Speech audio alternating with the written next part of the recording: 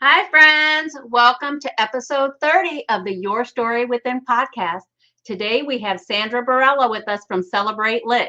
Now, you guys, you're going to be really excited. Sandra brings a wealth of knowledge. Let me tell you a little bit about Sandra. So, Sandra was awarded her master's in English from Southern New Hampshire University. During her program, she took a publishing class and fell in love with the industry. Thank you for that. That infatuation sparked Celebrate Lit Publicity Group, where she helps authors publicize their books through low-cost blog tours and other promos. I'm so grateful that she took that publishing class. In the summer of 2016, Sandra opened Celebrate Lit Publishing to help Christian authors bring their books to the reading world. As an avid Christian fiction reader and author, Sandra enjoys helping other Christian authors succeed one book at a time. So without further ado, let's bring Sandra on the screen with us, shall we? Hi, Sandra. Hi, friend. How are you this morning? I'm so glad you're here. And thank you for getting up early to do this podcast, because I know the time difference is like 3 hours, right? It is. It is. And I was happy to do it. I'm excited to be here and to talk with you and to help authors. That's my heart. And I'm so excited to be able to be here to do it with you. Thank you so much. And before I forget, I want to put this up on the screen so people know how to find you. So let me take that off. There we go. There you go, everybody. That's how you find Sandra. Now, do you go by Sandra or Sandy? I saw you had Sandy in your... I do go by Sandy. All my friends call me Sandy, so we're friends. Please call me Sandy. Sandra is my legal name, so you'll see Sandra on my business information because with the doing business as and all of that, it has to be my name. I don't know why my parents did that to me, friend. Like, I've always gone by Sandy. I'm like, why didn't you just name me Sandy? But Well, the funny thing is my oldest daughter's name is Sandra. Oh, really? And she does not go by Sandy, but she's like, I like the name Cassandra. Why didn't you name me Cassandra? So I don't know. My parents actually named me after a 50s song, one of my dad's favorites that was called I'm a Fool for Sandy. Okay. And so, I grew up, he would sing that to me and stuff. It's funny. So I'm like, they called me Sandy. So that's why I say, like, if you were just planning on calling me Sandy and name me after a song that has Sandy, why name me Sandra? Right? Right. That's so funny. Yeah. It keeps you humble, right? Right. Right. So Sandy, I loved getting to know you. Another author introduced me to you and the services you offer, which we'll talk about in a few minutes. And I'm just so grateful. I tell that friend of mine all the time, thank you so much for connecting me with Sandy and her team, because it's been such a blessing. Friends, Sandy has promoted 2 of my books. And actually, I need to get on her schedule again because I'm getting ready to publish the 3rd book in that Bible study trilogy. If you call Bible studies a trilogy, I don't know. But anyway, need to get on your schedule. But we're going to talk about all the wonderful services that Sandy offers. And before we do, I wanted to bring up the mission because it always touches my heart. And the mission is that, make sure I read it correctly, Celebrate Lit is a ministry whose goal is to bring great authors' work into the hands of readers. It is our sincere prayer that you will find books within our pages that will bless you, as well as meet new authors that will inspire you in your faith. I love that. I don't know if it's technically a mission or not. I know it was on your website, and it's true. She has a big heart, and she really means that. What is stated there is true. In fact, I've met so many other authors because of Sandy and the book tours she does. In fact, you guys saw an interview with one of those authors last week, Susan Beatty, which was awesome.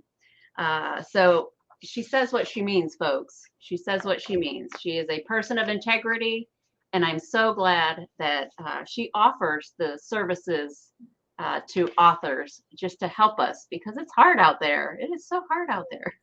It is. And thank you so much. You have been such an encouragement to me. As a ministry, it's always such a blessing to know that you're touching people for the Lord. And that's my heart, because I really feel like, some people love nonfiction books, and we do promote some nonfiction books. And, my husband loves nonfiction books, and that's what he reads. But I think a lot of times, and especially women, we really connect to stories. And I think of Jesus telling parables, and that's kind of our mission. Is you take those, we know we do fluff books and fun books. They can be fun. Sometimes you just want to get away. But really, the books that grab my heart are those ones where when you read it and you put it down, you have something to apply to your life. So recently, well, I guess it was like 6 months ago, I read a Shatona Havoc book, Bookers on the Rocks. And that one was really good because it was about a couple who had raised their kids, and they had, they weren't arguing. You wouldn't say that they had a problem marriage, but they had grown apart. They didn't do things together. They didn't, they weren't making the effort to love each other. And when I put that book down, even though it was a great story, it also was very convicting. Like, my youngest now is 22 and my oldest is 25. And it's just, they live at home, but like, now that my kids are grown, how much do I know my husband? How much do I ask him about his day and his work, and connect with him and love him? So when my kids are out of the house, we're not like two strangers living together. We are, like the Bible calls us to be, one together. Right. So I love stories like that, because you get to read a great story, but you have something biblical that you can apply to your life. And that's kind of where my heart lies. So the books that we publish, we do have some fluff books, but even like the Islands books, where we say, beach reads aren't for summer anymore. They're meant to be like lighthearted beach reads, but there still is a faith element in there. So when you're done, it's not like you have wasted, how many hours reading this book. You can put it down and say, not only have I read a great story, but I have something to apply to my life. Yes, I agree. Every book that I've read from the Christian authors that you've been promoting, I feel that way. I feel like there's a takeaway, a lesson outside of the story itself, whether it's forgiveness, whether it's, honoring each other, whether it's re-examining our own lives. Mm-hmm. There's some sort of lesson, and it's sometimes convicting a little bit. It's like, oh my gosh, am I doing that? Am I not doing something? Do I need to be, like you mentioned, with regards to my husband? I haven't been an empty nester yet, because although I have children in their 30s, they're on their own, have their own families. I'm a grandmother of 8 now. Wow. Congratulations. Thank you. I still have a 17-year-old at home. He'll be 18 in February. He's a senior. So I went from having those older daughters almost free to live out my life with my husband on our own. And then, we have the 17-year-old. So, and, but close, because he's definitely threatening to move out as soon as he turns 18 and get that apartment and go to college and do all that wonderful thing, stuff. So it will be telling, but you're exactly right. Am I doing the things I need to be doing so that, we can remain connected?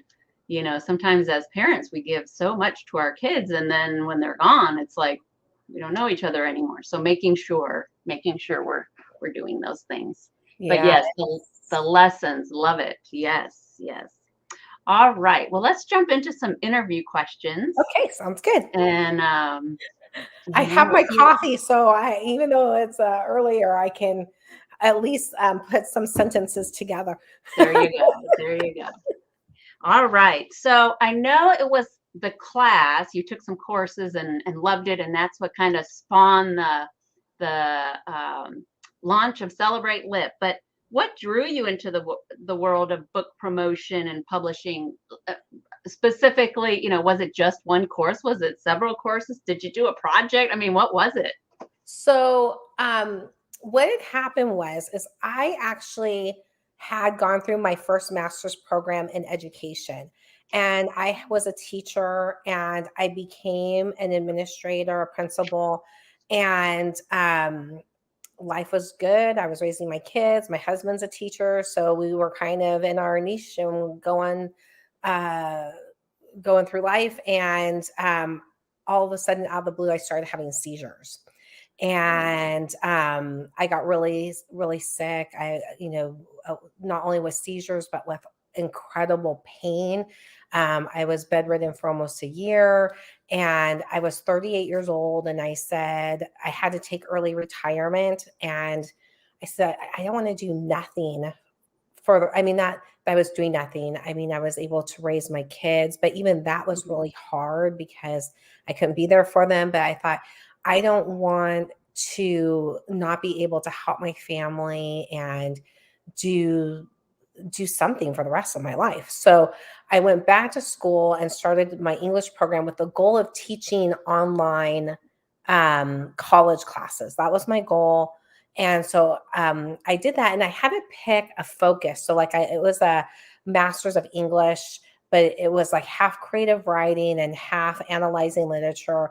And then I had to pick a focus. So I picked a focus on publishing.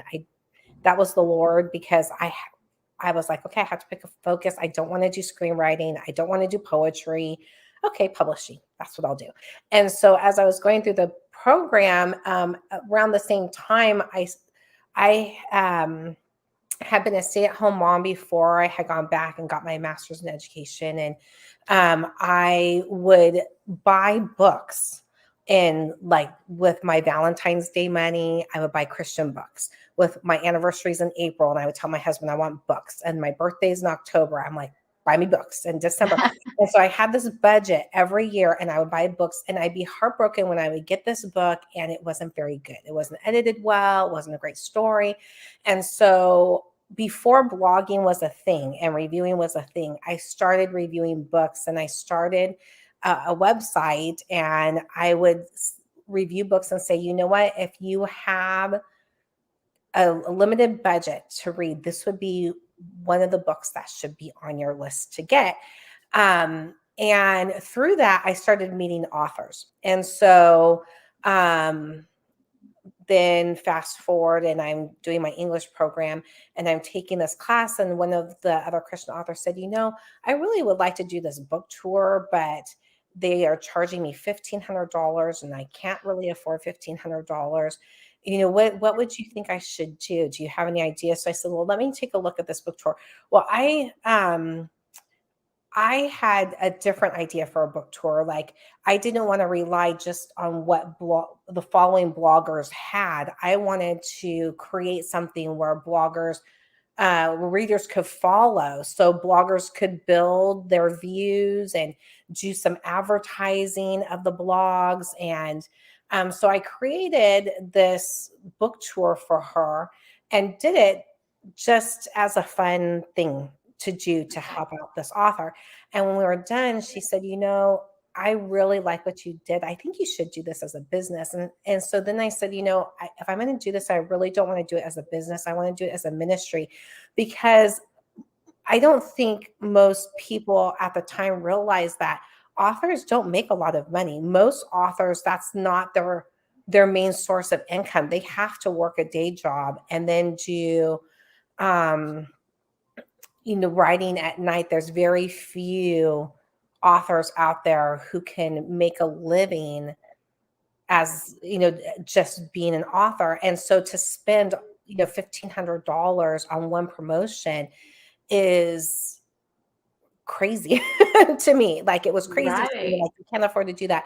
So we've always done it as a ministry, and I wanted to do something to encourage and reward our bloggers. So we have a heart for authors, but we have a heart for bloggers. So every year, so like coming up next week, we are thankful for our team week. And every day we do a post with a giveaway.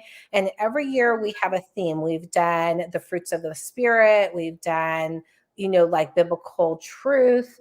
Every year we pick a theme and we kind of focus around that. All of our parties and we do a few weeks of a party a year for our team. And then every week I do a giveaway for the team. So it's encouraging the bloggers as well, drawing them close together. And so really Celebrate Lit has become like a family. My bloggers have become like a family to me. I pray for authors. I pray for my bloggers. I even have readers that reach out to me and we're able to pray for them. So the Lord has really, really blessed us. And with the advertising that we've been able to do, I use strategic advertising. So when someone pays for a tour, we did a lot of advertising at the beginning, and now I'm kind of able to do it more strategically now that we've built it up. So we've been able to keep the cost the same, even though I think since we've started, we've raised our prices $50 in almost 7 years. Wow. And even though advertising has skyrocketed because we built it up a lot. And so we take the money that authors pay for their tours and we scholarship. Everybody who comes through our door receives some kind of scholarship on top of a discounted price. And we use that money to produce the tour, to create the graphics, to host the giveaway, to do advertising.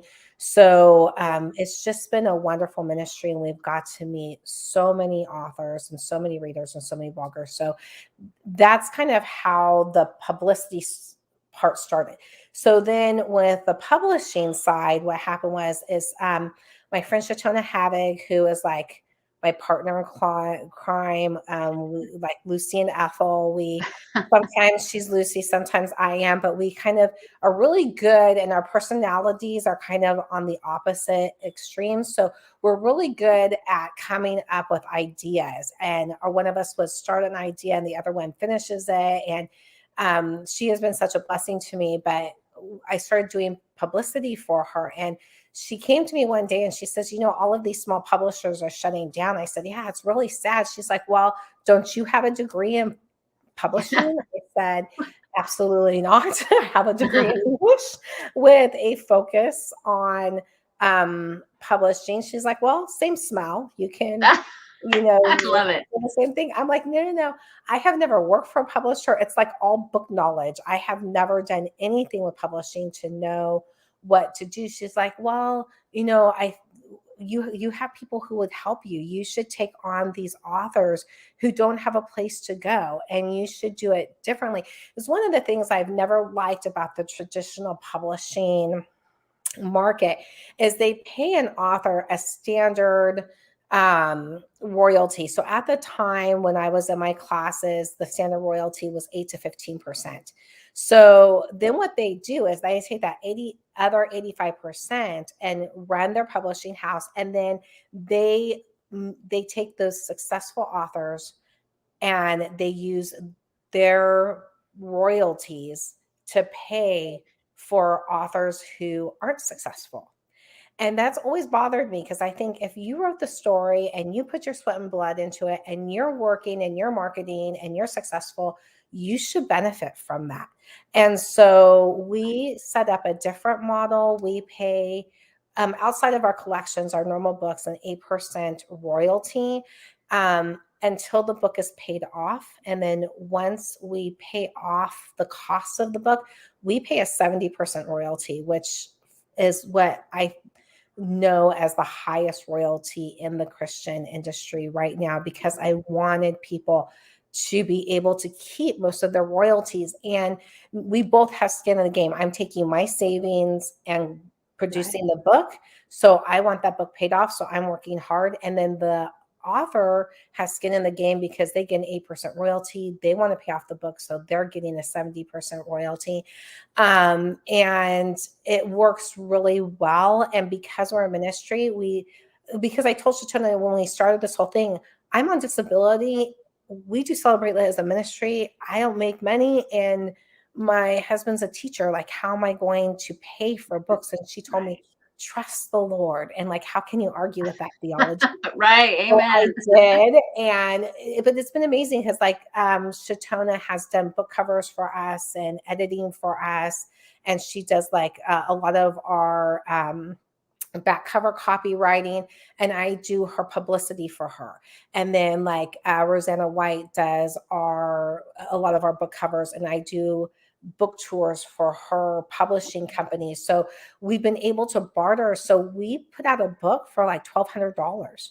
I mean, it's the cost, because people want to partner with us in ministry, it's incredibly low. And we get to pick the books that we invest in and the authors that we invest in. And because it's just my daughter, Denise, and I doing the publishing side, which is another blessing in and of itself. I get to do this with my daughters. Both of my daughters work with me in the ministry and the publicity side, and Denise works with me on the publishing side.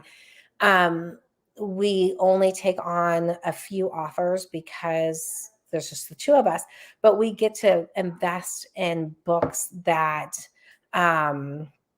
we really believe in. And so that has been an incredible blessing. So that, in a nutshell, large nutshell, No, that's all great. How it all started. Wow, that just demonstrates, when we don't know how to do something, God equips us and he opens the door to opportunities, and then he helps us walk through, to get it done. And I love it. I love it. That's just another example. Today, before this podcast, I actually went to the 46th annual Hampton Roads Leadership Prayer Breakfast. Every year they do this prayer breakfast, and the keynote speaker was Michelle Bachmann. She used to be a congresswoman from Minnesota. She's now the dean of the government school at Regent University in the School of Government. Anyway, everybody was praying for everybody. It was a wonderful experience. And when she got up to speak, I don't know how she did it all as far as, her time, because she has 5 biological children and she fostered 23 throughout her time. And I'm like, but it's just another example of when God has called you to something, he opens the door and he equips you to handle whatever he needs you or wants you to handle to fulfill your purpose, So like you didn't know, you didn't have that publishing degree, you had the classes, but it's amazing how he's just opened the door, and that now you're able to bless others, to be that light for those other authors. So that's just fantastic. Yeah, God is very good. Yes. And because you were talking about the company, I want to bring Celebrate Lit up, if you don't mind. Sure. Put it on the screen here. Let me grab it there. Now, I got it up there. Can you see it on the screen, Sandra? I can. Well, good. All right. I don't have my podcast partner with me. Melanie is my communication person, and she's much better at all the technical stuff than I am. But this, friends, is Celebrate Lit. Let me put it full screen. And when Sandra talks about book tour, so this is kind of what it looks like. Scroll not too fast here. So this is what's on tour this week with Celebrate Lit. The different start days. And then there's a whole list here of books. I just finished the Unintended Detour book, which I loved. This just to give you guys a feel for the website here. Let me see. I'm going to go to the Unintended Detour, see if it brings it up, so they can see what a blog tour looks like. So this is what Sandra and her team create. They create the background graphic and then all the blog stops. So you can see there I am, Sandra, an author's tape. Yeah. And then it more about the book itself. She does this for all the authors who do the book tours. And then there's an area where you can click to get a copy of the book, about the author. So you learn a little bit more about the author. And then the authors typically give you even more information. So you develop that connection, which is so cool. And then there's always these wonderful giveaways. I just love it. And it's so easy to just click on and participate in that. So that's kind of it. Is there anything else you want me to show them while I'm here, Sandy, or we're good? If you scroll down to the menu, friend, one of the things that I think is fun that we do is you'll see, and I just updated it yesterday, we do have featured new releases. It's on the second line and like the second one in on my screen. Over here? Yes. And so this month, our featured new release is Michelle Greep's newest book. But like last month, we have 4 books. This month, we have the 1 book. And Wow.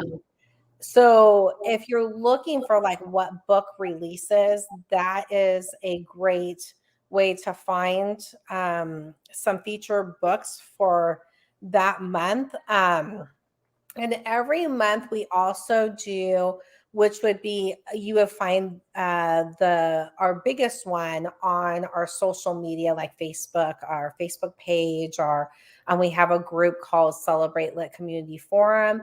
So either one of those, you would find our large giveaway, and we do what we call a multi-author giveaway. So every month we give away a $500 Amazon gift card. And that's the grand prize. And then the first place prize is a bunch of books. So Awesome. the one that just finished last week had over 45 books. And so it doesn't cost you anything to enter. You just enter and follow some giveaways like this. You are automatically entered to follow all of these platforms on social media. And we don't do that. We let you pick which author social media you would like to follow. And so that is fun. And then we also do a featured new releases one. And that is actually on the website right now because it is going on. So I'm looking, it should be up in the menu. For some reason, I don't see it coming up. But right now, what we have going on is our December new releases. And so you get to win either a $100 Amazon card or books that are releasing in December. So you get the books before anyone else does. You get our copies of the books and you get to read them before they even release if you're the winner of the first place. Oh, wow.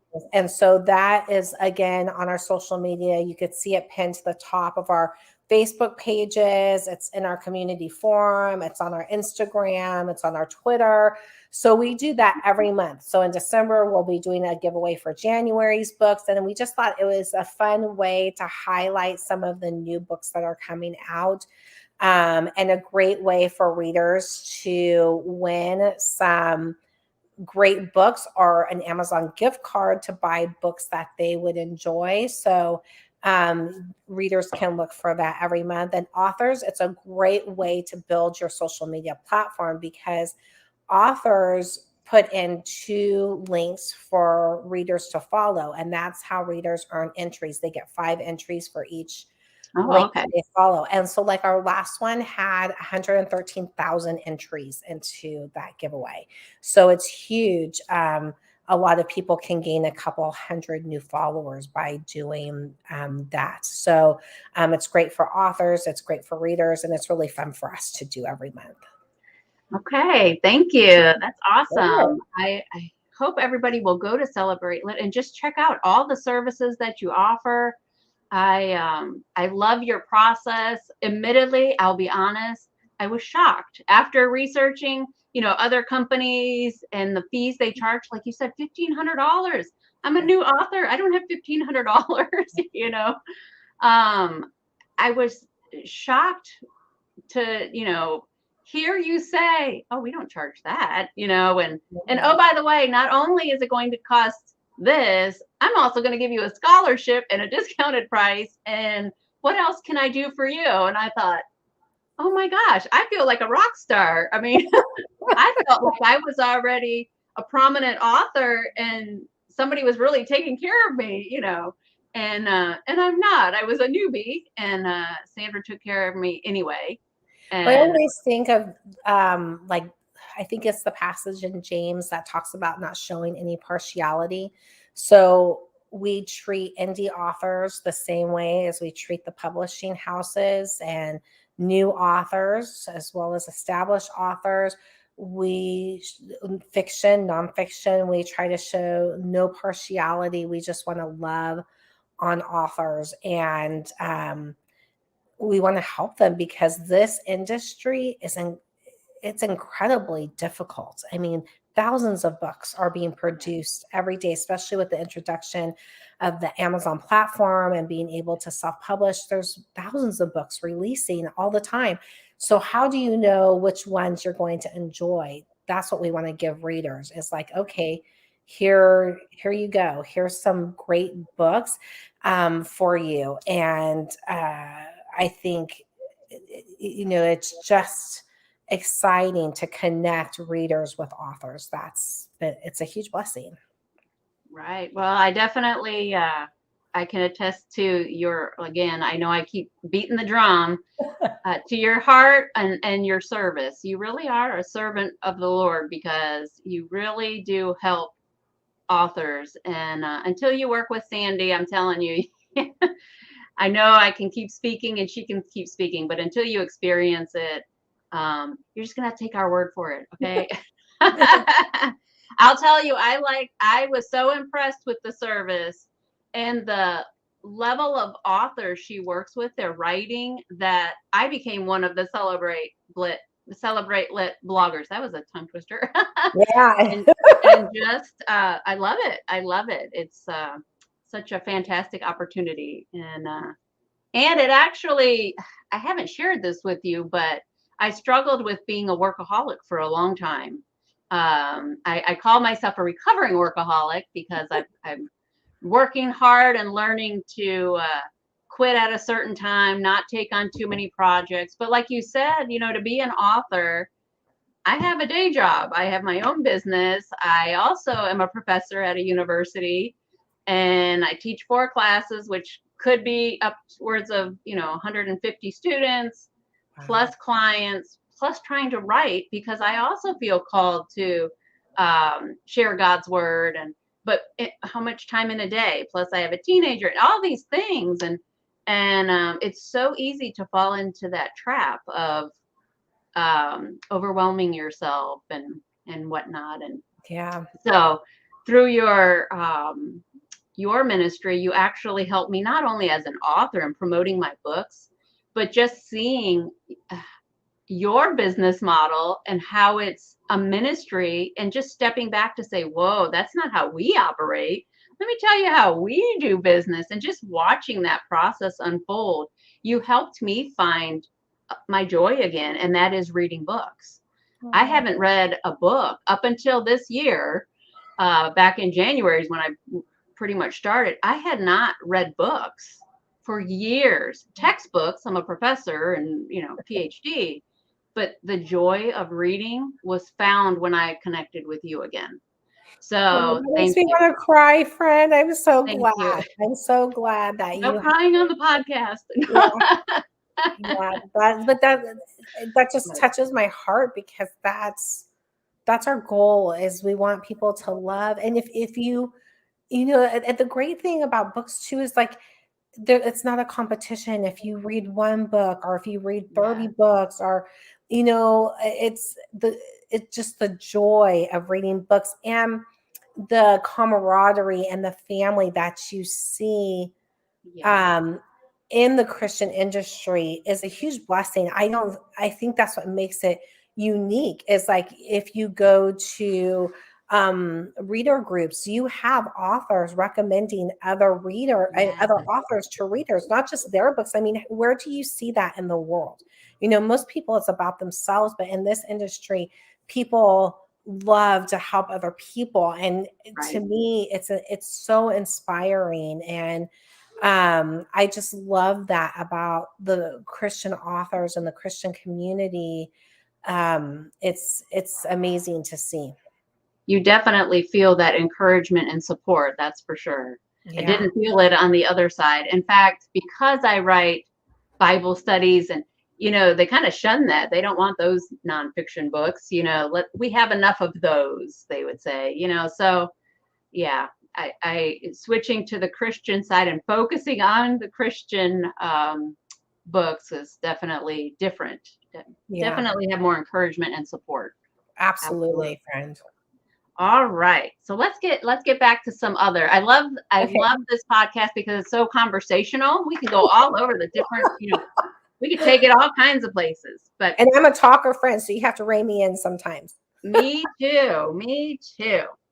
All right. So do all authors need book publicity?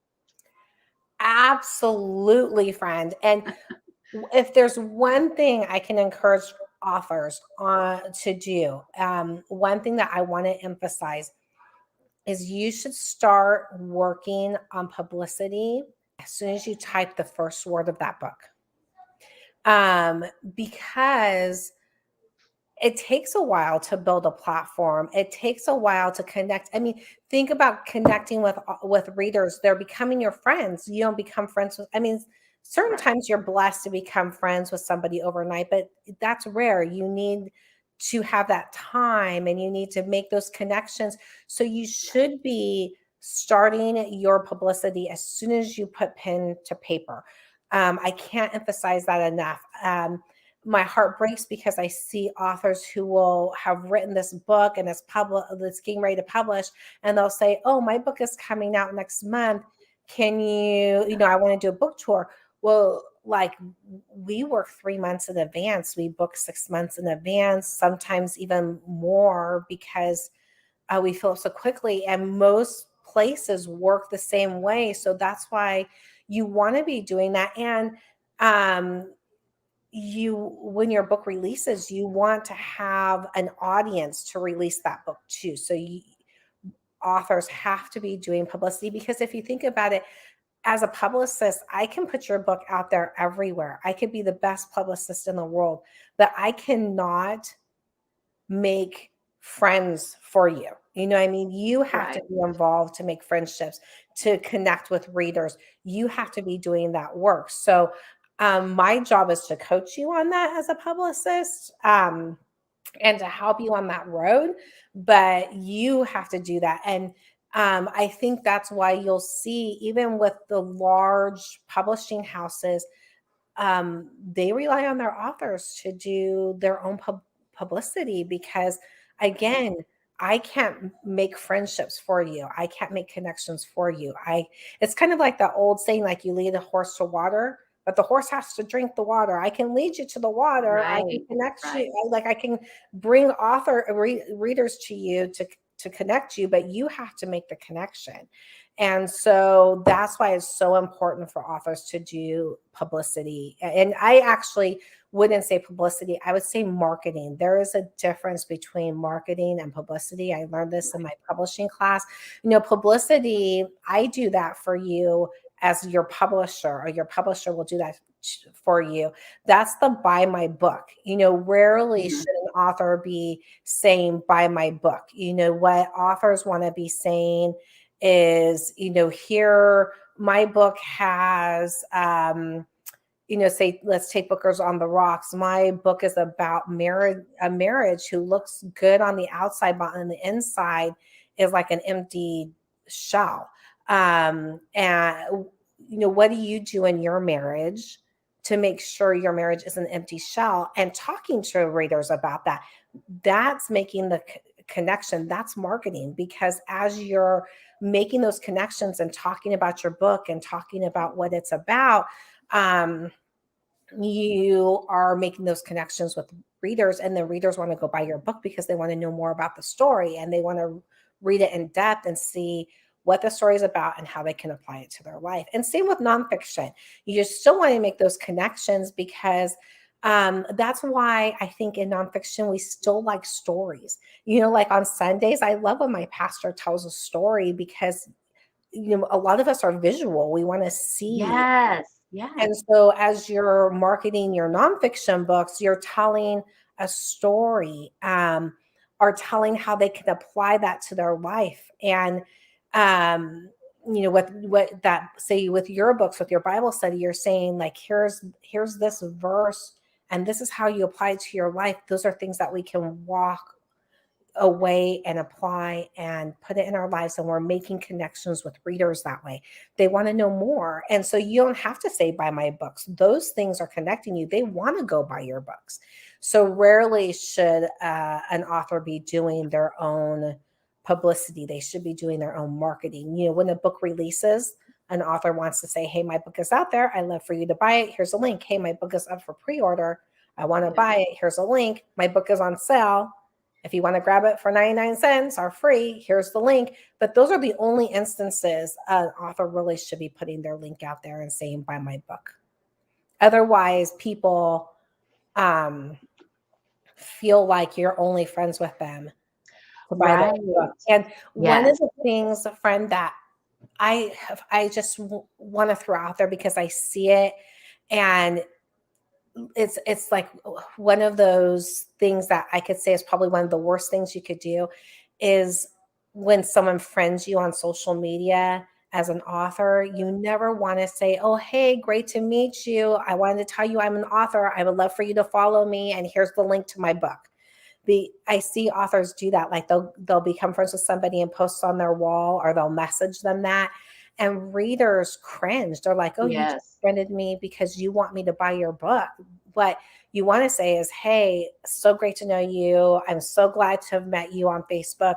I really want to get to know you, and I look forward to doing it. Don't say anything about your book. They'll see it as they follow you. You don't need to say anything, because what it does is really, for most readers, it makes them want to go unfollow you, and you've just lost that potential of whatever message your book is sharing. You've just lost it. So make friends. And if you think about your own buying habits, if you have $15 to buy a book, would you buy it for someone who you can, to support a friend, someone who has become your friend, and you see their heart and you see their writing? Or would you want to spend it on someone you don't know, or someone who says, hey, great to meet you, buy my book? Right. Always think friend mindset, and as you're marketing, and it will really help you succeed. Right. It kind of reminds me, my coaching business is career coaching, and it's kind of the same concept as networking. Networking is about building relationships so that you have these friends for a lifetime. It's not about using people or only reaching out when you need something. You're building relationships. It's the same on the author side. If they've followed you, obviously they may have found that you're an author, and they found you through your book. So they already know you do those things, or they've been referred to follow you. And like you said, posting, information about your book in a natural progression is fine, but constantly bombarding people with the book, with links and buy is definitely a turnoff. I know it is for me when I see that. I always joke around that it's like when you would go to those family parties or work parties, and someone who's in a multi-level business, or is a used car salesman, or a real estate agent, or in one of those businesses, and they'll come to you at the party, and it's like you want to avoid them. Right? Like you'll do everything you can. In fact, my husband and I used to have a signal if we were stuck, so we could come swoop in and save the other person, because it's so off-putting and so annoying. So you don't want to be that used car salesman. You want to be someone who's making connections, because, if you're friends with somebody, they're a used car salesman. So if you need a used car, you're going to go to your friend. You don't need to know, and they don't need to come sell you that. Their integrity, how their business works. You're familiar with them, and that sells you the car more than them coming after you and saying, buy from me. So exactly. And when you build those relationships, people want to help you. If they know you're trying to promote a book or, whatever the case is, they want to help you. But if you're constantly a user, a taker instead of a giver, that's becomes a problem. Yeah. So I appreciate that advice. And I'll be honest, and I'm sure I'm like a lot of authors out there, especially those on the, that are part of this audience, I sometimes have a hard time marketing myself because of the promotion part. I don't like to talk about myself. I'm more reserved and conservative. And so I do have I did hire a communication person to work for me for my business, and she'll do some of the author stuff for me because she's a social media person. She likes doing that stuff. But like I said at the beginning of the podcast, I finished that book. I'm almost done. I need to get on your schedule. And like you said, you're 3 months out, I'm a little behind the ball now, the curve or whatever term you want to use. And it's that way with a lot of people who market. They fill up quickly. So you want to be, as soon as the date that your book is releasing, you want to start looking at what marketing. And even if you're an indie author, somebody who goes with the publishing house usually has to put together some kind of marketing plan. But I would really encourage indie authors to put together a marketing plan, because there's thousands of authors out there. How are you going to get your book in front of readers? How are they going to know about it? You need to have a plan. You have to. I use the example that writers write. Anybody could be a writer. Writers write. To be an author, you have to be able to write, to market, and to do the business side, which is like taxes and things like that. Yes. That's what makes an author. So you have to look at it that this is a business. Even if you are doing it, even as a ministry, I have to look at it as a business model, because otherwise I'm not going to be effective for the authors that I'm trying to minister to. Authors, if they want to be effective and they want to reach readers and they want to share their story with readers, their message with readers, they have to have some kind of plan in place to reach readers. How are you going to do that? Right. And so I highly encourage you to have a marketing plan and to say, this is what I'm going to do. As soon as I know when my pre-order date is, here's the pre-order marketing. Here's what I'm going to do for a release. Here's what I'm going to do after release. A plan is really, really important. So I didn't totally fail, Sandy. Thankfully, because you did my 2 other books and you did provide a lot of guidance. I have done a lot of the social media stuff for the launch. My fail was I didn't get on your schedule. Well, and that's okay, friend, because, really even, optimally, it would have been good to be on the schedule. Some people like to do tours when their book releases. I always encourage people to do tours about a month out from their book releasing, because you should be doing release fund for your book. And what happens is a lot of times people rely on the tour to be their release promo.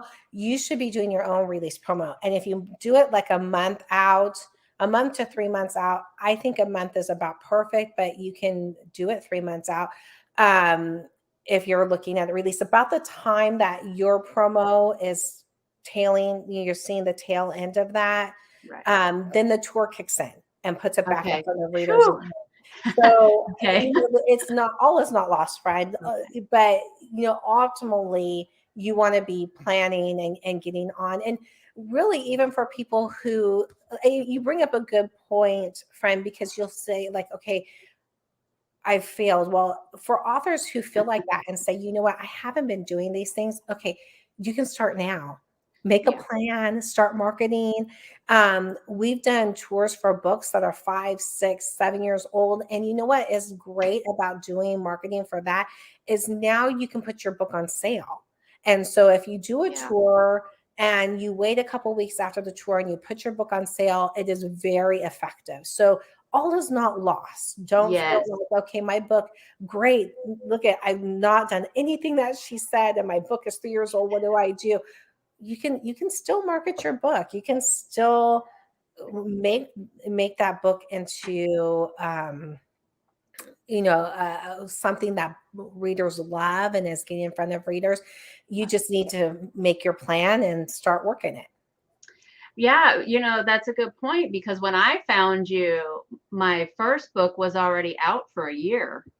So you kind of reignited the interest in the book, or me as an author. And that interest, it's already been, you did that book tour almost 2 years ago now, and I'm still getting people reaching out. So yes, absolutely. That's the thing about tours too, that I wanted to know. Like, people will say, oh, I'm so excited about your tour, I should see a lot of sales. Tours are not about short-term, what we call ROI, return on investment. Tours are long-term. Like you say, 2 years later, you're still getting interest in that book. It's very long-term.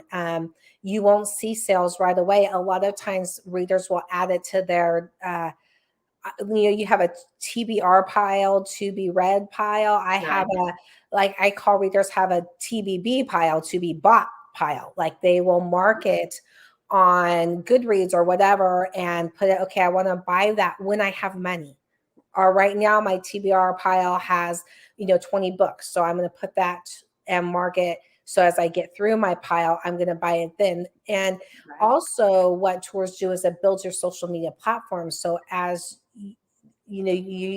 those readers are following you now, so they're going to see your next book that releases, and they're going to see you marketing, doing your pre-orders, and they're going to be seeing you do your pull quotes, and they're going to see if your book goes on sale. So you've built that platform. I call it putting bottoms in a seat. So you think, if you compare it to a music industry, a lot of musicians start off playing at a local restaurant, and they might be reaching 15 or 20 people. Those are people who are sitting and is their audience, and that's who they're selling to.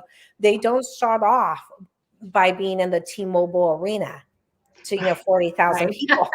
They start off small, and then they go from that restaurant to maybe a small venue. Like our local venue is a Fox Theater that maybe holds a couple hundred people, and then it builds from there. It's same with the readership. You start off with 15 or 20 people, and then you build it over time. You get to that T-Mobile arena, you get to 20 or 30,000 followers, and now every person you add is a person who is sitting in your audience waiting for your next book. And with that said, Janine, I would say that one of the things that you want to remember is your newsletter. If you're not doing a newsletter, authors, you really need to be doing one, because of everything on the internet. There are two things you own. One is your website and one is your newsletter. So if you look at Twitter, and when I started Celebrate Lit, Twitter was all the rage. Like, publishers were saying, how many followers do you have on Twitter? They wouldn't even consider you unless you had 10,000 or more followers on Twitter. Wow. Now Twitter's almost like a dead social media. Readers aren't really on Twitter. It's more bloggers and authors. I mean, I would not stop using Twitter. I'm not saying that. But, now it's been Facebook, and really a lot of authors are using Instagram now. So it changes. So like all those authors who put all that effort into Twitter for all those years, now what do they have? And if Twitter were to shut down tomorrow, or Facebook were to shut down tomorrow, where would you be? If you're with MailerLite or MailChimp hosting your newsletter, if they were to shut down tomorrow, guess what? You should be saving your, you should be downloading your newsletter, Yes. following to I think it's like an XLSX sheet, something like Yeah. that. Excel. Yeah. And saving that, because if they close down tomorrow, you can move to a new platform. There's tons of them out Right. there, Right. and you'll still have your newsletter. And so you want to be building that, and readers see that in their inbox. On Facebook, it's really easy to miss when an author posts. Facebook's algorithms change. Like for a while, all the rage Yes. was you need to have a page, you need to have a page. Now it's like you need to have a group, you need to have a group. Right. Next thing's going to be, it might go back to being a page. Who knows? But it changes all the time. Guess what? With your newsletter, it goes to their inbox all the time. And so that is a platform you want to focus on. You want to be building that, because that is your audience. That is your bottom in seats. And when you're doing your newsletter, you don't want to make it salesy, like buy my book. You want to make it to be like someone is sitting in your living room and you're having a conversation with your readers. Put personal things in that. I'm not saying that you have to spill your guts. I'm not saying that you even have to get really personal, but readers want to feel like they're your friends. So say, hey, this week my husband and I went out to eat. Here's a picture of my meal. You don't even have to take a picture of you and your husband. You can say, look at this awesome meal. Or like this morning, for the last 2 weeks, I've been on this liver cleanse. It's a really strict diet. And this morning I took a picture of me with my coffee mug, because I get coffee today with creamer in it. And I was so excited, and I posted it for readers to see. I mean, that's not really personal. It's something I was able to share with them. They connect with me. They get to see something about my life. And so they feel like they're my friend. I'm connecting with them. So make sure that what you're doing in that newsletter is connecting you. And then you can tell them about your books. You can tell them, tell them how you grew. What did you learn about writing that? Like Shatona, when we were talking about bookers, her and I were having a conversation, she learned things about her own marriage. Her books convict her as she's writing them. Those are things that you could tell your readers as your newsletter. They would love to hear that. And I love that advice. We as believers be building the body of Christ and sharing those things with other believers and non-believers, because they need the gospel. You know what I mean? Yes, that's so true. So true. Is there anything, you've provided so much good advice. I love it. I'm making a mental note, okay, newsletter, you better be doing these things, and yes, and I think you had mentioned it before, don't rely on social media, or like you said, other software programs, because you're right, they could go away, and then there you're left with the empty bag, And that's not to say don't build them. You should be on Facebook. You should be doing those things. You should be investing in time, because guess what? All those people invested in Twitter when Twitter was big, they sold books because they were in Twitter. I'm just saying, don't put all your eggs in one social media basket. Yes. Well, and it's so funny because MailChimp actually just got sold. I believe it was Intuit bought them, right? I think so. Intuit's buying everything. PayPal, MailChimp, they're just on this buying frenzy. I think it's Same Intuit. with Amazon, because like Amazon bought Goodreads. Yes. And so their fingers are going all over too. Yes. So very good advice, because you can control, like you said, what you put on your website and what you put in that newsletter. Very, very important. Yes. Is there any service you want to talk about, or any final thoughts before we close out? Gosh, friend, there's so much, one thing that I would encourage you to do is to follow our social media. If you're an author, join our Christian Authors Anonymous group, because we post, like right now, we've been focusing on the Instagram platform. My daughter's been doing it. She's half my age and is a whiz on Instagram. I am not a whiz on Instagram. It's not my platform. And it's not where people our age are. Typically, people my age are on Facebook, and that I wouldn't say I'm a whiz, but like I can hold my own on Facebook. But she's been doing ads and stuff on Instagram. And so last month and this month, she's been focusing on Instagram, and every month we do a tip, and you can find out about that. Sometimes we have extra scholarships. So you can find out that we will remind you of, okay, if your book is releasing, we're working on, like right now we're booking in May. So I will post on there, hey, authors, if you have a book releasing in May and you're looking to get a tour, get on, you want to get on our schedule. Right. We do a tip of the week. We do book news. We have readers and authors both in there. We have bloggers in there. We do a get to know you post so readers can get to know authors in that group. So it's just a great group for authors, and you can ask questions. So if you say, I'm struggling with this, or I saw this article, what do you think?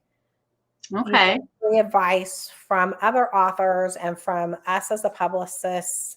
You get that advice. And so I would highly encourage that. I would highly encourage authors to be a part of reader groups on Facebook. Right. It's a great way to connect with other readers and authors as well. Please, please, please make sure you read the rules in those groups. Yes. And follow them. So, and I always say, remember the 3-to-1 rule. So talk about other authors' works 3 times, highlight other authors' works 3 times, and then talk about yourself 1 time. It's not bad to talk about yourself, but you don't want to be one of those people who just drop and go. Like it's all about me and then I'm leaving. You want readers see that and they pick up on it. So you want to be talking with other readers and saying, hey, okay, you know what? You're looking for a great, historical author. Well, check out Michelle Greep. She's a great historical author. And then after you do that 3 times, then I might say, hey, I'm a historical author. I'm writing about a family saga, about a necklace that's passed down from generations. You might enjoy it, but I've already talked about other people 3-to-1. And if you're a nonfiction writer, there are readers, nonfiction groups that are out there just specifically who read nonfiction. And it's a great way to do that. And I would also look, so like say if you're Reformed, like we come from a Reformed background, we're a member of the Orthodox Presbyterian Church. So there are Reformed groups out there. So if you write Reformed nonfiction, you can go there. If you write more charismatic nonfiction, they have groups for charismatics, so find where you fit. Where you fit and go in there. And it's great because I know you write Bible studies, but if someone's asking for, say, a great book on counseling, you can say, hey, here's a great book on counseling. Or I need help with, as a woman, you can say, hey, you know what? Have you read Nancy Lee DeMoss's Lies Women Believe? This is a great book. Right. And then if someone's saying, oh, you know what, I'm looking for a great Bible study, you could say, oh, you know what, I write a Bible study series that might interest you. Here's more information about it. But you've already been talking about other books. So nonfiction and fictional like that, reader groups is a great way to go. And join author groups so you can see what other authors are doing. Social media changes every day. What I tell you today won't be the same next week either. Right. Why you want to be a part of this, because as publicists, our job is to know those changes so we can keep you aware of it. And thank you for that, because it's so hard to figure it all out. So I'm glad you're out there to help with that. Well, it's our pleasure. It's been such a joy. Like I said, God has been very good to us. And I am so thankful for all the authors who have supported Celebrate Lit. And thank you. You've been such a support and encouragement to me. And sometimes you can get really discouraged doing ministry. Ministry can be hard. And so when you have somebody who comes to you and says, I've really been blessed, it's like a shot in the arm. They're like, thank you, Lord. I needed that today. So thank you for having me appreciate it. on the podcast, for all of your support. It means the world to me. Well, happy to do it. Happy to support a fellow sister and the mission and ministry that you're promoting and doing and working at. Love it. Friends, remember, there's her information right there so you can find Sandy. And let me take that back off there. And thank you so much. I know you're a busy, busy woman. You have lots of books you're promoting and publishing. And so I appreciate your time today. It's been wonderful having you on the podcast. I know we've been talking about doing this for a while, so I'm glad it came to fruition, and here we are. And if you're catching this on replay, friends, please watch it from the beginning, because this has turned into a great conversation, and Sandy has given great advice throughout the whole podcast, so you don't want to miss anything. And without any other questions, boy, we could really take this up. This could be a whole day podcast.